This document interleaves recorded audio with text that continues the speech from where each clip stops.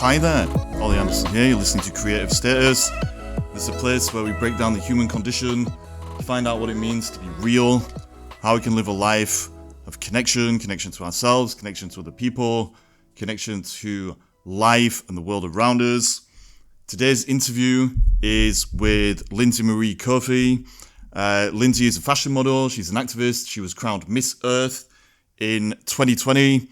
And this conversation is really just about how our relationship with ourselves affects the choices that we make, which affect the choices that we make about the planet, and how we either reinforce our ego and disconnection from it, or how we can start connecting to it and being real. Really awesome conversation. Lindsey has so much passion and energy for all this stuff. You're going to learn a lot. You're going to hopefully be inspired and motivated. So Lindsey, thank you so much for your time. Everyone else, thank you for listening. Here we go. Thanks a bunch. Boom. Well, hi there, Lindsey. Thank you so much for joining me on today's episode of Creative Status. We've already tried to do this, to be honest, and it didn't really work, but we're going back at it. We had a technical glitch. We're going to talk about eco-consciousness, the relationship that people have with themselves and how this can affect their relationship with the planet, see what we can learn from all that, and ultimately just dive deep into the human experience as a being here on planet Earth. Before we get into it, do you feel like introducing yourself, telling people what you're all about, and what you want to get out of this conversation?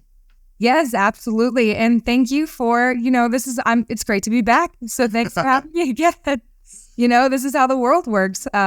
Maybe we missed something important to talk about, so now we're doing it today. A little bit about me. Yes, I am Lindsey Coffey. I am an environmental activist. I'm also work as a model. I've been doing that for over a decade, and that had played a major part in my environmentalism as well. And I am currently also the head of community engagement and impact awareness at Eco-Branders. So my focus is on outreach and education to uplift our environmental consciousness worldwide and raise awareness about the environmental crisis, the solutions that we have, and the steps that we can take in order to evolve and create a better future. So it's about connection, it's about awareness, it's about being the best version of ourselves and reshaping culture. That's a little bit about me. That's awesome. So I'm going to dive right into this. Let's start with this topic of the concept of eco-consciousness. I think that's a really important idea. What exactly does it mean? So first of all, what is it? And then I suppose the second follow-up question to that is, how do we start to cultivate it within our own lives?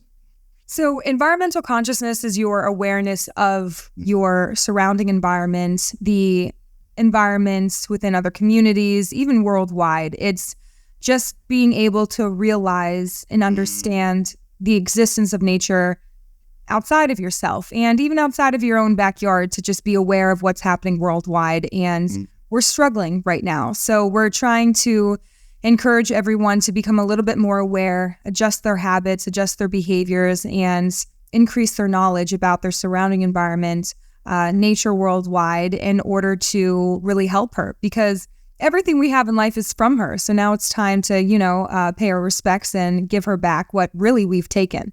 So that's basically how I would define it. Yeah, I think it's really important and interesting how you use the word what we've taken.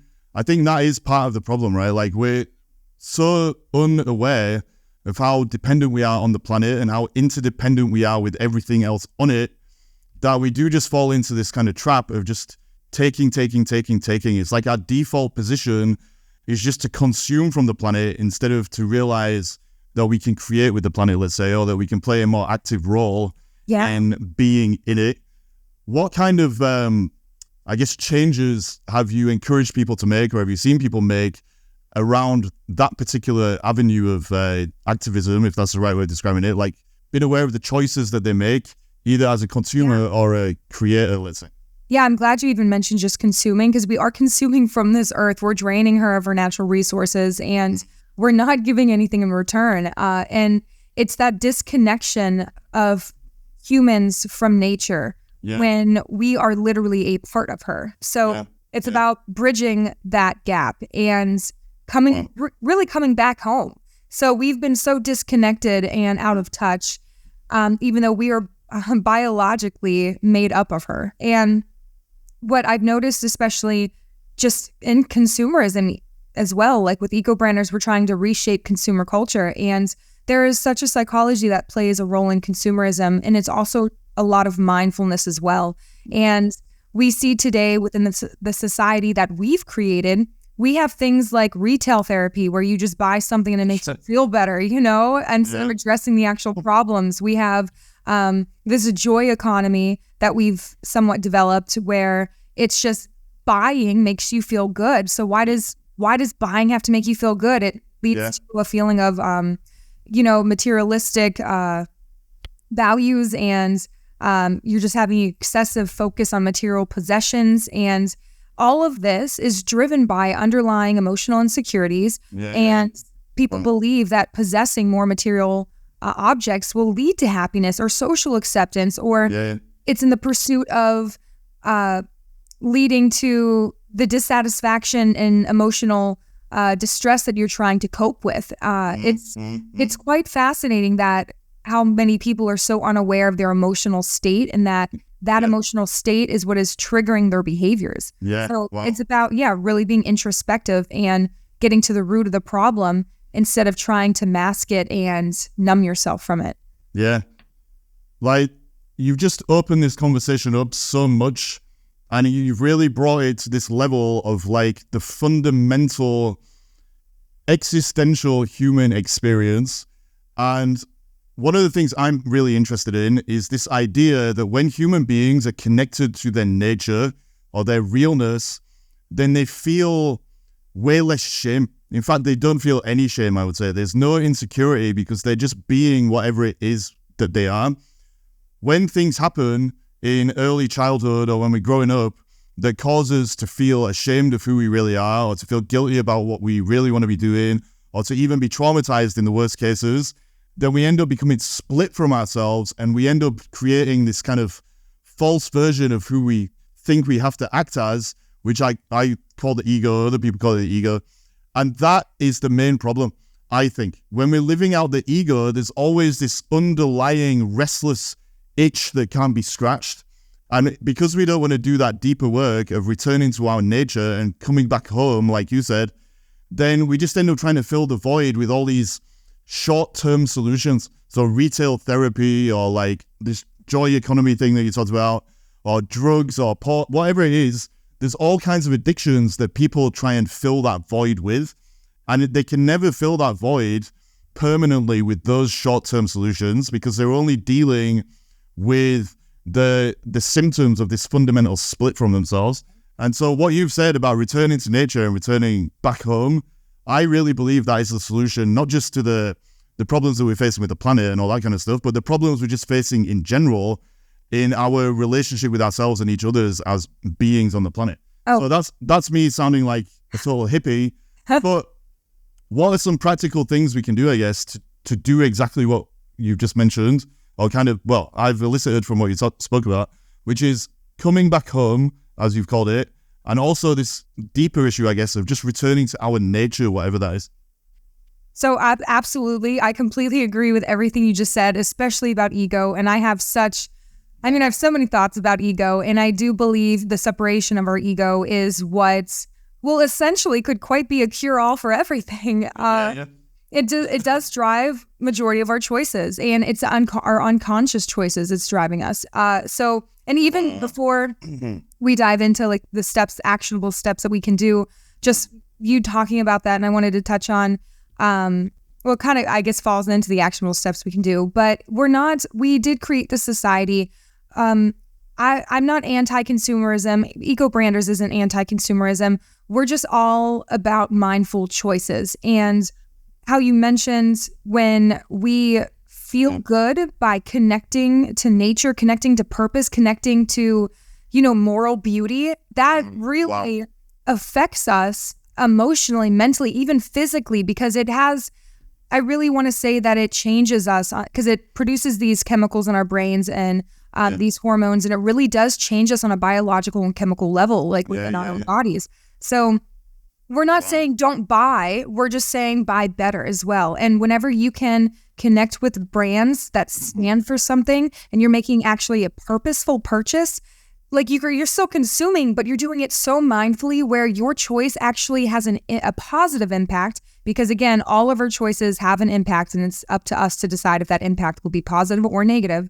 So when we're purchasing from certain companies and brands that are ethical and moral and conscious, we feel good about the purchase that we made. And just for example, there was a bag that I saw at this little market.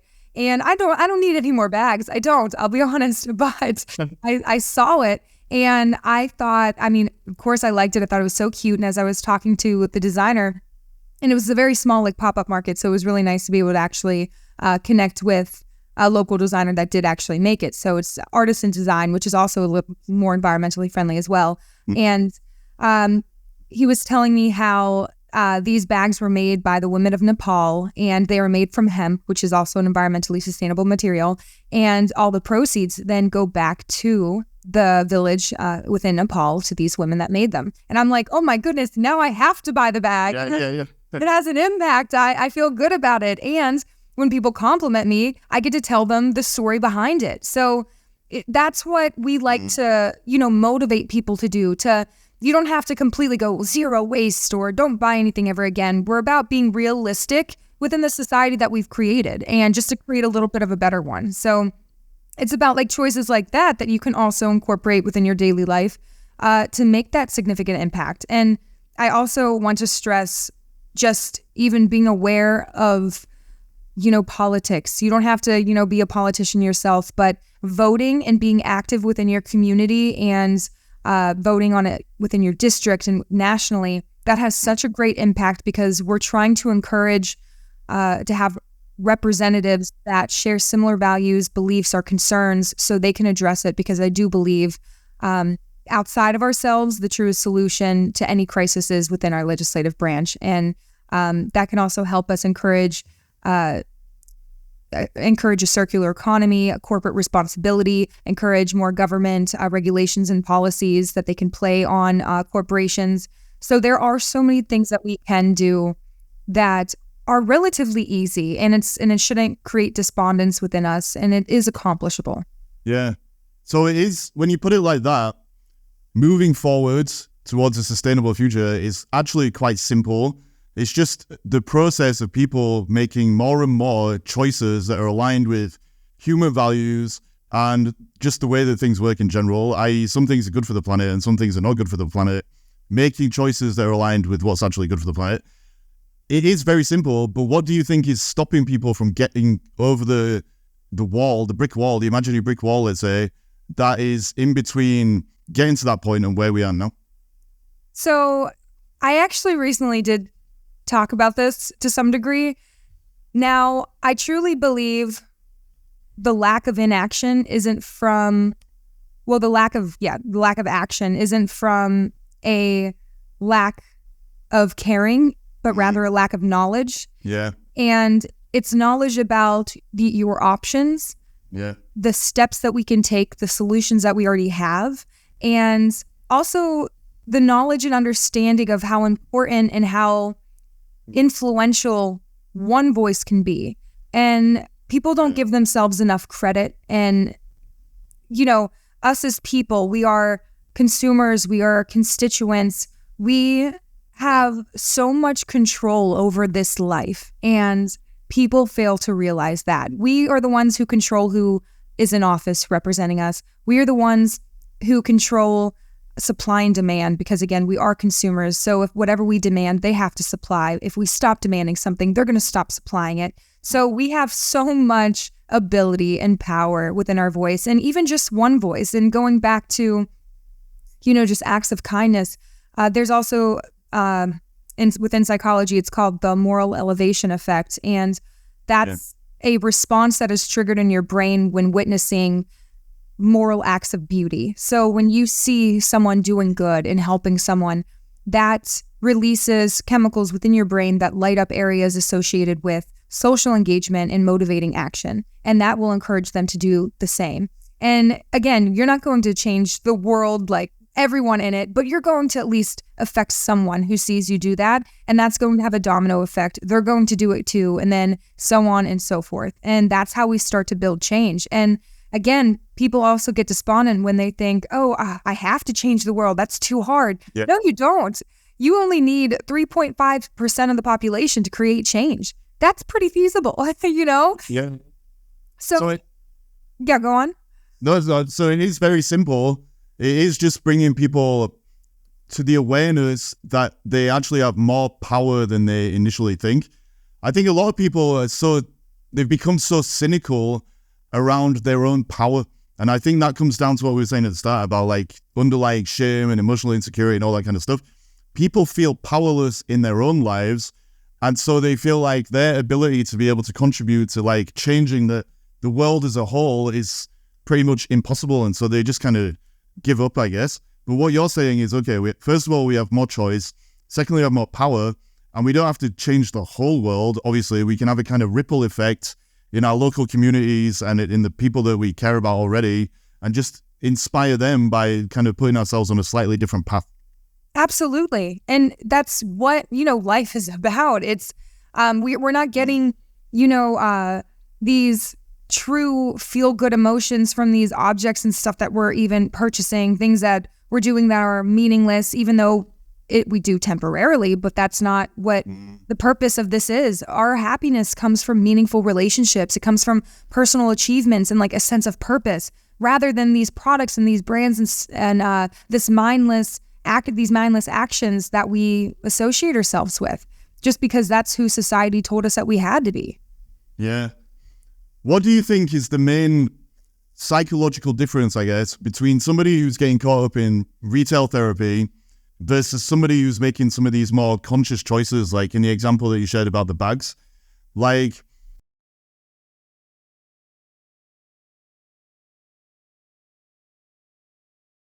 it's like they're in different, this is going to make me sound like a hippie again, but they're in different energetic states or something like that. So the person who's doing retail therapy, they're probably under a lot of stress or under a lot of pressure. And that moment of consuming whatever it is that plays a role in the retail therapy, it's a release. It's like a quick fix to escape from some of that stress. Probably, I'm assuming, like if we're making these more conscious choices, we need to be less stressed in the first place, just so that we can be in touch with ourselves and really listen to, I guess, our inner voice or our, intuition, whatever you want to call it, this prompting us in a more long-term direction rather than a short-term one. So I've kind of answered my question, sorry, but but like, how do you see like the psychological states we need to put ourselves in, I guess, to be able to start living in this way? Yes, I actually, I completely agree with you. So all I'm doing this whole time is just completely agreeing with you. Yeah, I'm gonna try and disagree with you soon. Yeah, right. So it's a different level of consciousness, and yeah, I don't agree with that. Sorry. Yeah, right. Okay, all right. Now we're gonna butt heads. So it's a different level of consciousness, and what I feel is lacking is mindfulness. And I know awareness and mindfulness are often used interchangeably, but they are different because you can still be aware of something without being mindful. So for an example, which is irrelevant, but something everyone can relate to. So say I'm sure you've heard this before. Okay, there's a person that you shouldn't hang out with. Someone says, okay, don't hang out with them or don't date them. They're not good for you. And then the person goes, oh, I'm aware. And then they still do it anyway. Yeah. Wow. So this is the exact same situational behavior here. We know some things are wrong or bad or not great for us or the environment, but we still do it anyway. So there's a disconnect. And what is that disconnect? It's the level of consciousness that we're in. It's that level of mindfulness. And there are different stages in levels to awareness. Yeah. And it's mindfulness that takes us through each one. So to me, mindfulness is a deeper level of processing. And you are aware of your surroundings, your behavior, why you do the things that you do, what's going on in the world. You have that awareness, but the difference is you internalize it, and that turns into an intention. And after you develop that intention, it then turns into an action. And that action is often to be better and to do better. So that's what I believe is the difference in the level of consciousness is that some people internalize it and they put an intention to it to do better, and other people just haven't gotten there yet. And that's often because they just haven't been able to connect to themselves on a deeper level, and they have been distracted by their surroundings. They've been distracted by their ego. They've been distracted by the society that we've created. So it's a journey to get there, and it's not easy, and not everyone will. But in order to create a better world, like I said, not everyone has to even be on board. Not everyone even has to get there with you, because we can still do it with such a small percentage of the population. And hopefully, whenever we do get there, that of course will encourage other behaviors to change as well. Yeah. And if that small percentage of people that are waking up and kind of raising their consciousness do achieve their goals, it's going to be better for the people that are kind of locked into all these distractions and consumerism and stuff anyway, right? Because it's probably going to help them to create a world or be part of a world that is helping them to escape from that inner conflict or the inner fragmentation and all of the emotional insecurity and stuff that's causing them to be on that hamster wheel of consumerism anyway. Yeah, agreed. And there's just so many options that we have to just shift our consumer culture. And that's also why I love eco-branders so much, because they even have, not only are they just using, sustainable materials, packaging, they even have, you can even shop by impact, where you can choose something that you're passionate about. And then all these products will come up that actually supports an initiative that you're really, passionate about. And they also have these organizations that they partner with that contribute to ocean cleanups, reducing emissions, renewable energy. So it's amazing what we can do whenever we all just come together. We can still consume, we can still have this somewhat of the society that we created, but just have more intention behind it, more positive intention, where we're not driven by greed or consumption, and we can still have profit with purpose and still donate to other causes that are making an impact, other charities. And that's why eco-branders is even setting an example for how we can have business today by being profitable, but also being sustainable. And we can have both. A lot of people think that we can't in life, but we really can. Yeah. As you're talking about like the intention thing, I think you've hit the nail on the head of what it does all boil down to. Like if you can align your conscious mind and your unconscious mind, basically it means that your intentions are a lot more pure. These people that are kind of caught up in the hamster wheel and that are a bit lost, let's say, and are disconnected from themselves, and so they're trying to fill the void with retail therapy and all that kind of stuff, they fragmentation that they carry within themselves is kind of showing up in the kind of conflict between what they think they want and their actual intentions. And the reason I'm saying this is, like, on my journey, like as I got into meditation and been mindful and all that kind of stuff, one of the end results of that process was that there were so many things that I thought I wanted at the start of that journey that it turns out I actually have no intention whatsoever of bringing into my life in any way, shape or form. And I think before I was mindful of those true intentions, I just felt like I wanted stuff like, success or a Lamborghini or whatever the hell it is. Like I felt like I wanted certain things, but I only wanted them because I had that lack of mindfulness in the first place. Like I wasn't aware of what life was and how you can be connected to it and you can keep flowing and all that kind of stuff. And so those things were just something that I put on a pedestal to try and fill the void with. And I think what you're talking about is that getting to the point where people are really in touch with themselves, and a lot of the things that they think they want, whether it's just things to consume or like actual life goals, they're just going to kind of fade away anyway because they were never real in the first place. Absolutely. And that is so common when people think they want one thing and they don't want it. And just even, an example within consumerism, 85% of textiles end up in landfills each year. So we're buying things and then literally throwing them away within the same year. So that even just goes in with our behavior. We think in our actions, we think that we want to do this and then we actually really don't. And that's that level of mindfulness that we need to know what's really truly best for us and not something that we're doing to mask a feeling that we just don't want to have. And it will never go away if we don't address it. And that's how we try to encourage you to, break away from these societal constraints that have been created, and the societal constraints of defining who you are when the only person who can do that is yourself, and telling you what you want, you are the only one that can tell you what you want. It's breaking away from, profits over planet and profit over people, those types of corporations, and those that are creating an unconscious throwaway culture and we're just kind of going along with it. It's time that we break free from it. And that requires a collective effort from individuals, from businesses, from governments. And it requires a shift in societal values, in our behavior, corporate practices. We need to foster a culture of environmental consciousness as ethical consumption and social responsibility. And it's possible to create a more sustainable and equitable world for everyone. Are you, or would you describe yourself as a minimalist or anything like that? So the reason I'm asking this is, now that in my own journey again, now I've stepped away from just chasing things for the sake of chasing things. I feel like I don't really need that much. If I'm honest, most of the money I spend it on food and just, living and general things.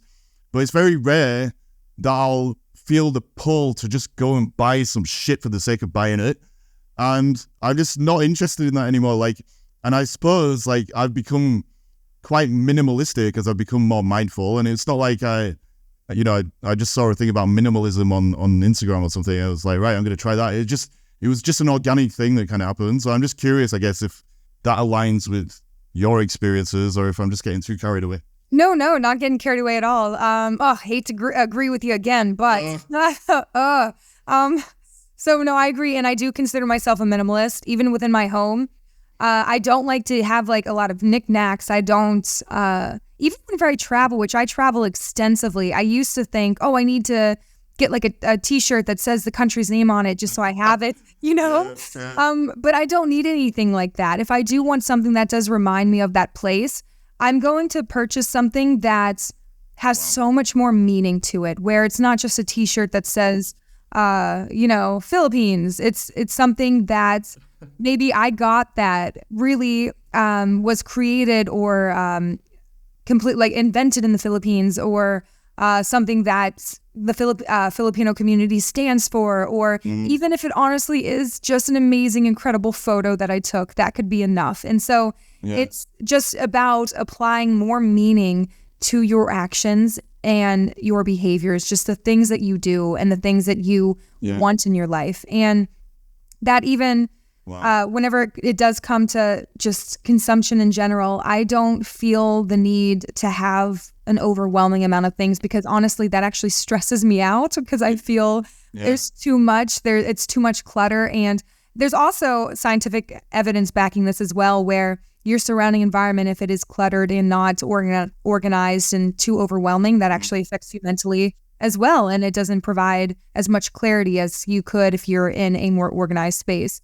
But you don't have to live a minimalist lifestyle again. You just do things that work for your life that are just better choices. And if that isn't minimalism, and it is just consuming more mindfully, those mindful purchases alone can create change by driving demand for more ethical and sustainable products, by encouraging responsible business practices, promoting innovation, empowering communities. All of that can be created by your purchase. And as more individuals adopt that mindful consumption habit, the collective impact can lead to significant positive change in the global marketplace, which is fascinating. And so you can be on both sides of it and make such an amazing and beautiful difference. You can be that minimalist that realizes our objects and our surroundings, they really don't play a part in how we're feeling as a person, and manipulate our emotions. But then also, if you do want to consume or have something that is meaningful to you,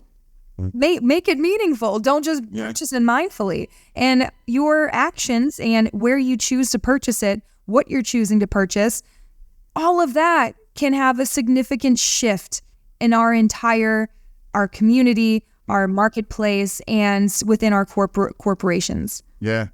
I think even this idea that you've tapped into about making it meaningful, really, it comes down to like this internal symbolic shift that we can go through. I don't know if you can hear me. The audio went a bit funny. Oh, yeah. I have a siren going on in the background, so I was trying to mute myself, but... Good. So sorry, I've just ruined it now. But basically what I was saying, this thing that you've tapped into, it comes back to the ego again.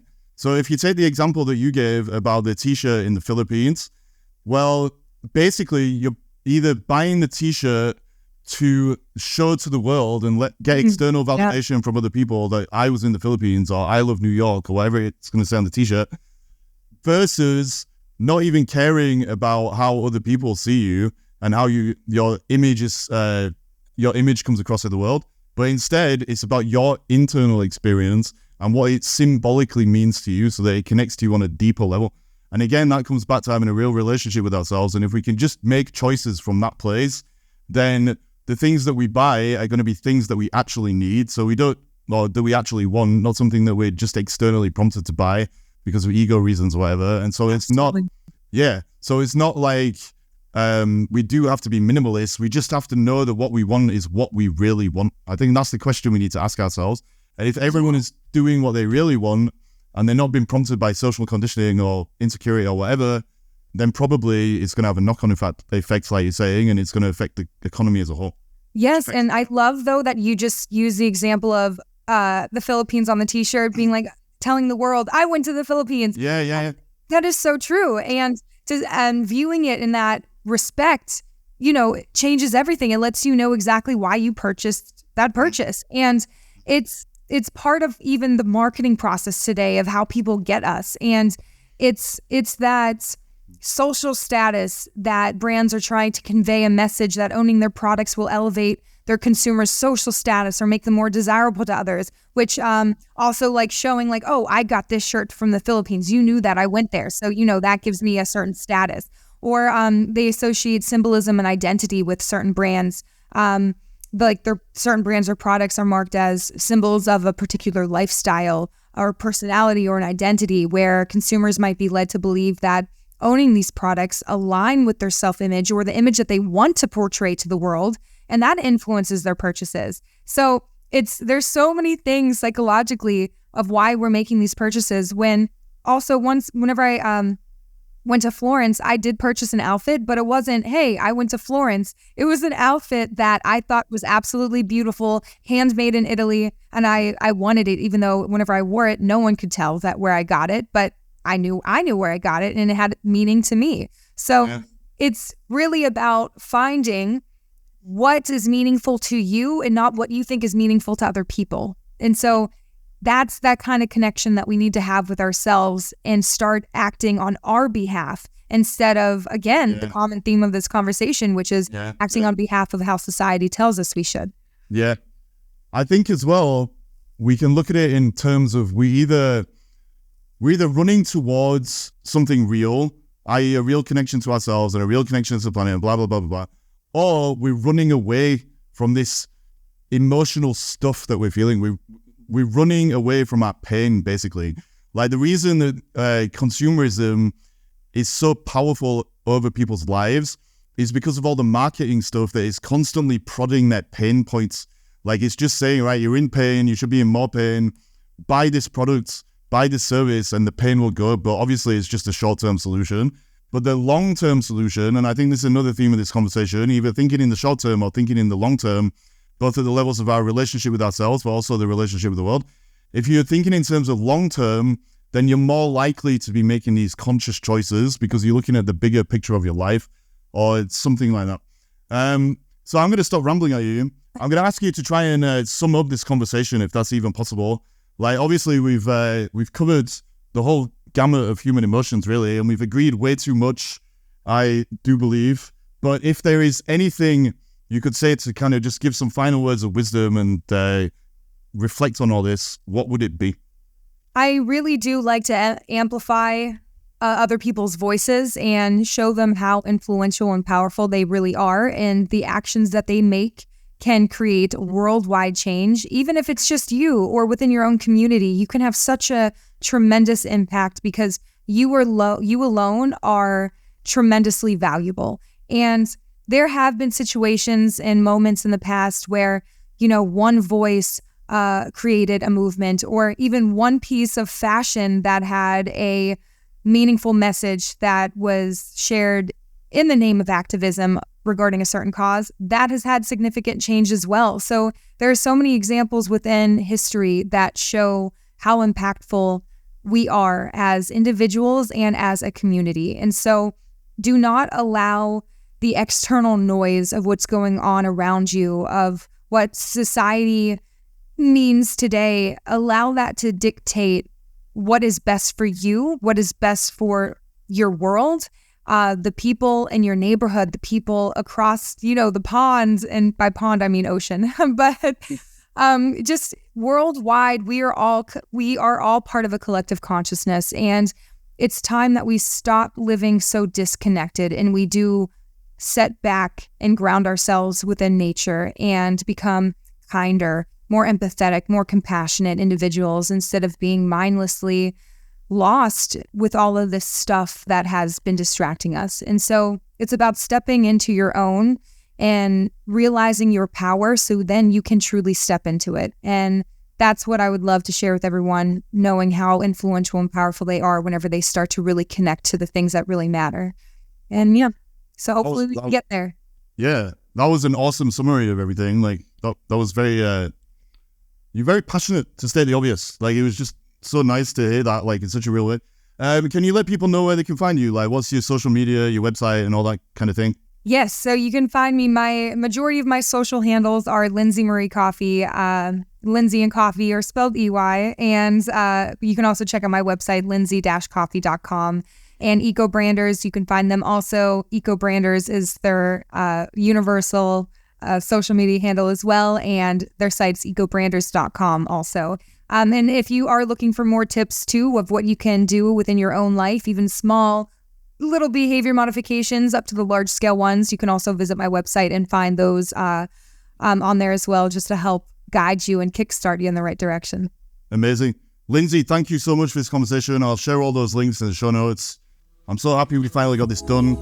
And keep up the good work. That's awesome. Thank you, Ollie. It's been such a pleasure speaking with you again and being back. So I'm glad that we were able to finally do this.